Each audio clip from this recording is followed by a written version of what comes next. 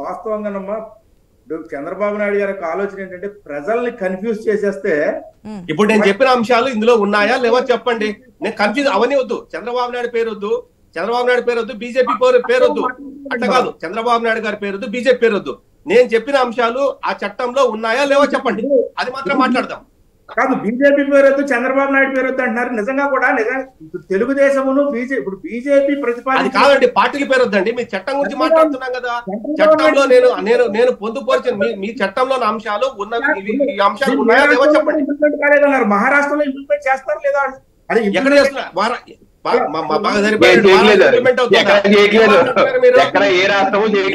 లేదండి బాబు, వాళ్ళు ఆమోదించారా లేదా?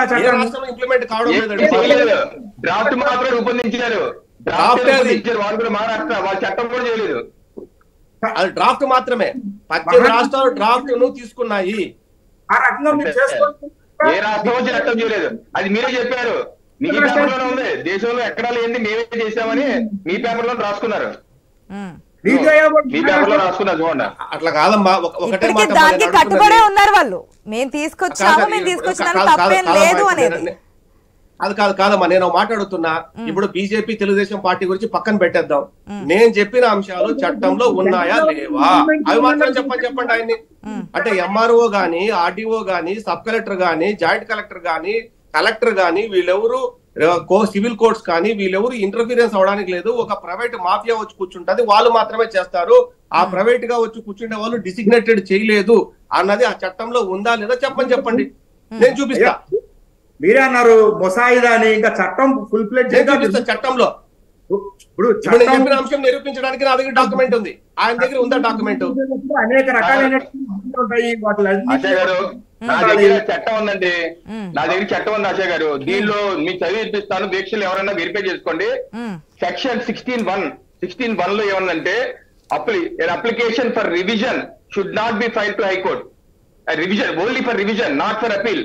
అపీల్ చేయడానికి లేదు, కేవలం రివిజన్ అని మాత్రమే ఉంది. అంటే ఇది జస్ట్ ఇందాక విజయసాగర్ చెప్పే పైన చూడటం మాత్రమే కానీ లేదు. మళ్ళీ ఒకటి సెక్షన్ 67 ఏమంటారు, total immunity to officers. A officer మీద ఎటువంటి చర్యలు చేయడానికి లేదు. సెక్షన్ 67. సెక్షన్ 64 6 నెలల జైలు శిక్ష. ఎవరైనా పొరపాటున తప్పు ఇన్ఫర్మేషన్ ఇస్తే 6 నెలల జైలు శిక్ష. సెక్షన్ 37 ఇది ప్రిన్సిపల్ ఆఫ్ నేచురల్ జస్టిస్ మీద వెళ్ళాలంటే ఇది సివిల్ ప్రొసీజర్ ఆఫ్ కోడ్ 1908 ప్రకారం చేయకూడదు, అది కేవలం నేచురల్ జస్టిస్ ప్రకారం అప్లై దాన్ని చేయాలని సెక్షన్ 37(1) అంటుంది.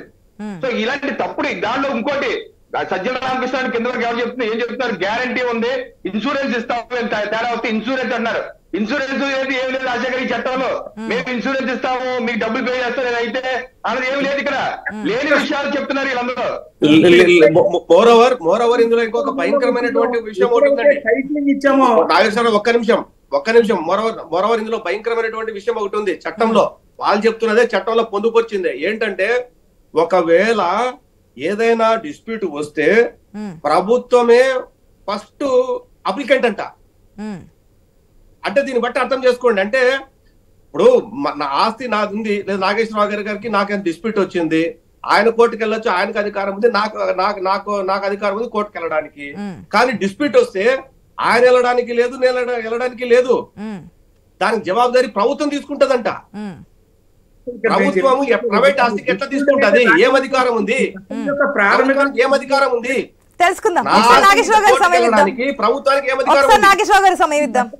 నాగేశ్వరరావు గారు, ఈ చట్టం యొక్క ప్రాథమికమైనటువంటి ఇదేంటంటే, ఈ చట్టం అమల్లోకి వస్తే ఎటువంటి ల్యాండ్ డిస్ప్యూట్ అనేది కూడా ఎరైజ్ కాకుండా చేయడమే ఈ చట్టం యొక్క ఉద్దేశం.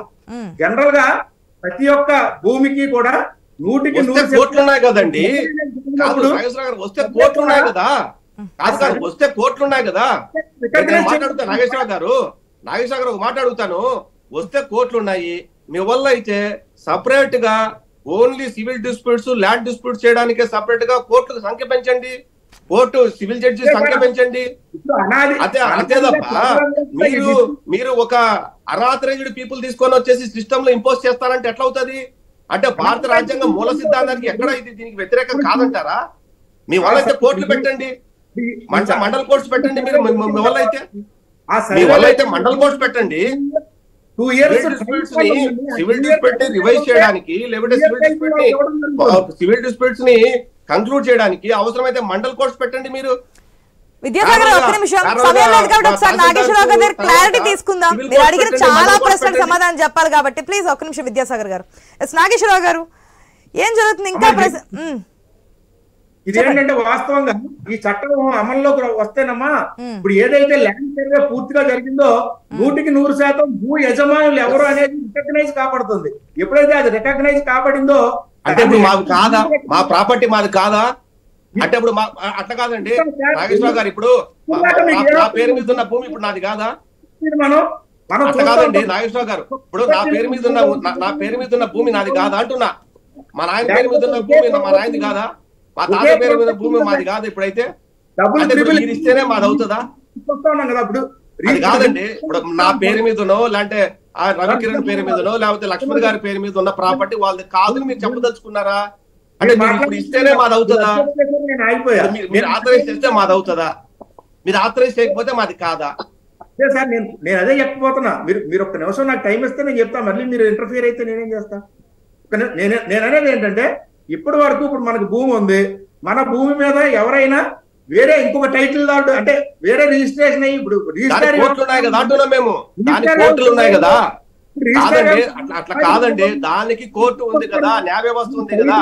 ఇప్పుడు అట్లా కాదండి, కార్యనిర్వాహక వ్యవస్థ కాదు. నాగేశ్వరరావు గారు ఫండమెంటల్ గా your losing point. Fundamental your losing point. Anchor గారు మాట చెప్తాను. కాదు ఒక మాటకు వస్తాను. ఇప్పుడు ఆయనకు నాకు డిస్ప్యూట్ ఉంది. ఆయనకు నాకు డిస్ప్యూట్ ఉంటే నేను కోర్టుకి వెళ్తా, లేదా ఆయన కోర్టుకి వెళ్తారు. కోర్టు డిసైడ్ చేస్తుంది. కానీ థర్డ్ పార్టీ అంటే న్యాయ వ్యవస్థ చేయాల్సిన పని that is 100% wrong. That is 100% wrong. అంటే న్యాయ వ్యవస్థ చేయాల్సిన పని కార్యనిర్వాహక వ్యవస్థ చేస్తుందని చెప్పబోతున్నారు వీళ్ళు. కార్యనిర్వాహక వ్యవస్థకు ఏ రైట్ తో చేస్తున్నారు? గవర్నమెంట్ చట్టంలో గాని రాజ్యాంగంలో గాని అటువంటి చట్టబద్ధత ఉందా? కార్యనిర్వాహక వ్యవస్థ భూ హక్కును నిర్దేశించజాలదా? నిర్దేశిస్తుందండి. డిస్ప్యూట్ ఏంటంటే ఎలక్షన్ అంటే ఇప్పుడు ఎలక్షన్ కి ముందు తీసుకొస్తే డిస్ప్యూటెడ్ కాదు. జనరల్ గా ఏంటంటే కేవలం ఎన్నికల కోసం ఇది ఈ చట్టం జరిగిందా, అమల్లోకి వస్తుందా, ఇంకా ప్రాసెస్ లోనే ఉందా? ఒకవేళ వస్తే రైతులకు గాని ప్రజలకు గాని ఎటువంటి నష్టం జరుగుతుంది అనేది వచ్చే రోజులోనే మనకు తెలుస్తోంది.